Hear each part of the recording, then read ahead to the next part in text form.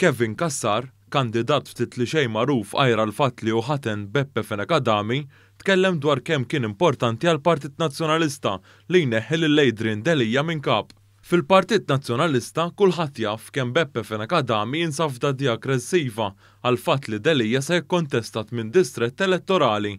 Fost id-daqqiet lil Adrian Delija kien hemm dik ta' Kassar fuq ir-radju tal-Knisja.